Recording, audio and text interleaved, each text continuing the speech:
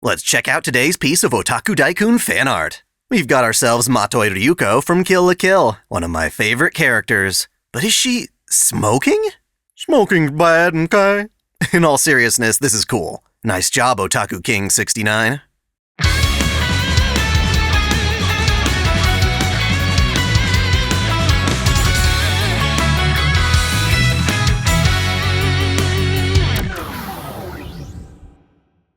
Welcome back to Otaku Daikun. Dai here, and just recently I had the privilege of watching the final Heaven's Feel movie, Spring Song, in theaters. It was a close call, too. COVID is the enemy. I'd planned to meet up with some friends on the weekend to watch it, only to find out that theaters were closing down and tickets were being refunded. My only chance was to see it that Wednesday or not at all. It's unfortunate things turned out like that, but at least we can rejoice in the fact that yes, this movie is absolutely amazing. Though it's not like you'd expect someone like me not to enjoy the film. I've got lots to say, but the most important part is this film is extremely entertaining. If you don't wind up appreciating the gorgeous visuals, heart-wrenching soundtrack, and pristine animation, I don't know what in this world will make you happy. Anyway, I'll be giving my impressions on the film and the trilogy at large, starting with spoiler-free stuff before moving on to actual moments within it. The oddest thing about this movie is that new fans have insisted on avoiding all information regarding Heaven's Feel, hoping to experience the route for the first time through animation. After having seen the film, though, I can say that isn't necessarily the best idea. Don't get me wrong, I totally understand the appeal. A great many people got into the franchise because of Ufotable's amazing adaptations. If what you want is more of that spectacle, then you won't be disappointed. However, if you're hoping to use these films as a substitute for reading the novel, you're out of luck. This film will inevitably be confusing to people experiencing Heaven's Feel for the first time. We've known this since Presage Flower, but I want to reiterate that, at the bare minimum, Ufotable made these films with the assumption that viewers have already seen both their Fate Zero and Unlimited Blade Works anime. From the opening montage to all the references to Kiritsugu's ideals, a lot of emotional groundwork was laid in those anime that Heaven's Feel just runs with. In addition, this movie in particular makes a handful of references to some broader Type Moon characters that aren't formally introduced in Fate. They're almost like Easter eggs or cameos, and recognizing them is a bit of fan service for longtime fans. Most importantly, though, is that this film contains certain key moments that, while we see them happen, we don't get any kind of verbal explanation as to why or how they work. Visual novel readers will be able to fill in the gaps with the narration the original provided, and it's almost as if the anime thinks you already know these things, which is a bit pretentious. For instance, there's a specific point where Rin brings up the name Zelrech, and Sakura is confused. Rin's all, "You don't even know who Zelrech is?" And I can't help but think, bitch, half the people in this theater don't even know who the hell that is. Technically, you could read the entire novel and still not have a firm grasp of the dude, since he's only loosely mentioned between Fate and Tsukihime. Part of me wants to blame the fact that they tried to cram the entire plot route into 3 films. It feels reminiscent of the Studio Dean Unlimited Blade Works movie, which, while entertaining and pretty to look at, was completely unable to provide necessary character development, moments to breathe, and establish the logic for why events play out the way they do. It was basically an exhibition of fight scenes and iconic moments for people who already knew the story. Still, 3 movies are definitely more than one, and while Heaven's Feel lacks the runtime of a full 2-core anime series, it's nowhere nearly as abrupt or rushed as Dean's movie was. Sure, we can point to moments from the previous films in the trilogy, such as Ilia's song being reduced to a part of a montage rather than its own scene, but overall they really do the source material justice. If Saber's route, Fate, got even a fraction of the love these movies got, I'd be blessed. So I'm less inclined to blame Ufotable or the short runtime, but rather the fact that Nasu's stories are just confusing to begin with. No doubt the visual novel is more clear in its explanation of events. It's filled with internal monologue from Shiro, and narrated to comment on the characters and their powers. But even with these things, it's hard to understand. To that end, we kinda have to admit that while Nasu has an exceptionally creative mind, with rich and intriguing ideas, he's not necessarily the best at communicating those ideas clearly. A lesser-known author would likely be booed away for writing something so convoluted, but Nasu's lucky in that his works are so fascinating and complex that fans are more than willing to dig deeper and put all the pieces together. I mentioned before in my video on how to start the Fate series that no matter where you begin, you're going to be confused. Every entry in the franchise develops and clarifies some parts of the story and world, while leaving others vague. Thankfully, however, these works play off of each other, such that experiencing one work provides you with information to better understand the others. For instance, reading Fate Stay Night will give you a lot of information that makes Fate Apocrypha easier to understand, and at the same time, seeing Apocrypha will give you information that helps make sense of Fate Stay Night. Following that logic, there are things about this movie that can be better appreciated by folks who read the novel. That said, the film also has a number of scenes that actually show details for what was only ever mentioned in the novel. Thanks to this, the movie trilogy can also help fans better understand the novel. As a result, fans should experience both the novel and movies, regardless of which one they start with. Ultimately, Spring Song does the Heaven's Feel story justice. It has many aspects that I consider superior to the visual novel, but at the same time, the film couldn't dream of serving to replace it. While I personally believe the Unlimited Blade Works anime serves as a definitive way of experiencing that route, the same can't be said for Heaven's Feel. That's about all I can say without diving into the film's actual content, so from here on out, it's spoiler territory. That said, I understand a lot of people haven't had the chance to see the movie yet. But just know that while I'm able to spoil some things that are in the movie, I can't possibly spoil your experience.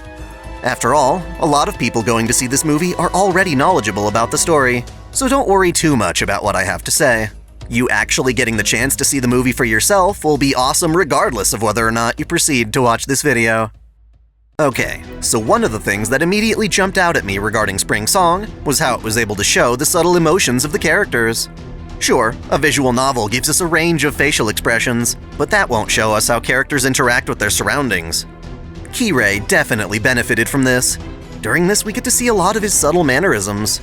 For instance, after he yeets Shiro through the window of the Ainsburn mansion, he leans against the wall and waits with his arms crossed as Shiro argues with Ilya. Little things like that really bring the story to life.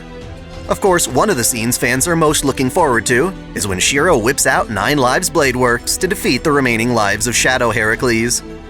Obviously, visual novel readers knew it was coming, but to everyone else it might have been too sudden.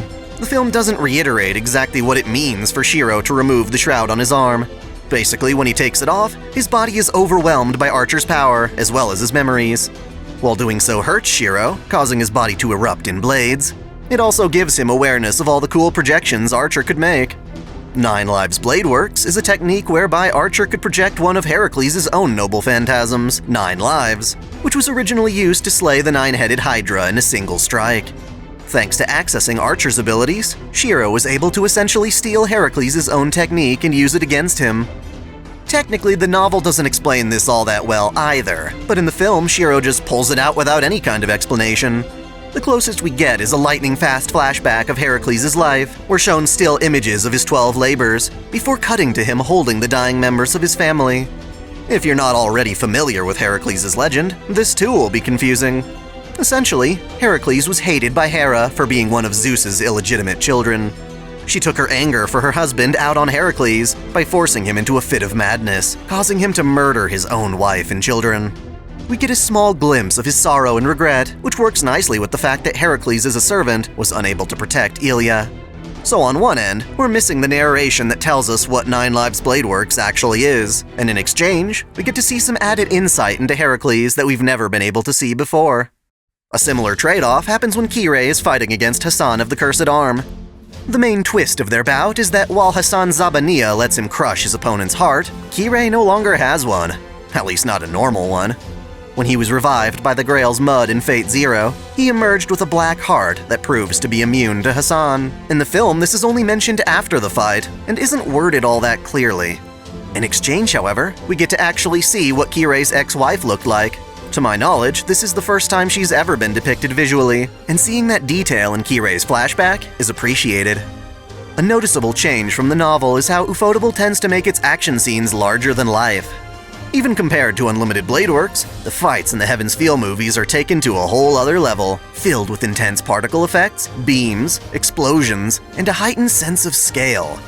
For instance, all the stuff that happens in the depths of Mount Enzo felt claustrophobic to me in the novel, so it came as a pleasant surprise to see just how open and spacious those caverns were. It certainly created a much larger, more believable battlefield for Medusa to fight Artoria at the end. It was also kind of funny seeing Shiro jump and sprint through crumbling rocks on his way to Sakura. Everything was just so intense. These fights definitely overrode my own interpretation from the novel, and I'm glad for that. Another fun change came in the form of Sakura's little shadow familiars. In the novel, all we really got to see were the giant ones Rin fought against. Yet the little ones in this film are adorable and have a lot of charm, especially the one that covers Sakura up after she loses her clothes. A huge bonus for this film is getting to actually see the formation of the Greater Grail, as well as the original 3 mage families who started the war. For one, I like how they gave us a glimpse at the mages' motivation.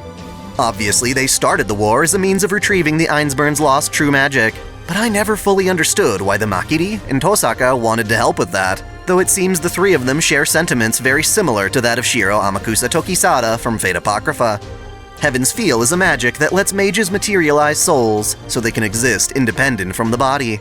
Shiro Kotomine wanted to free everyone on Earth from their bodies as a means of saving them from pain and suffering, and it seems the 3 families also sought Heaven's Feel to bring humanity to a higher existence. Also, I must have completely forgot that Zelrech was there from the beginning too. It makes sense though, since he was one of the only living mages to have reached the root and obtained his own true magic.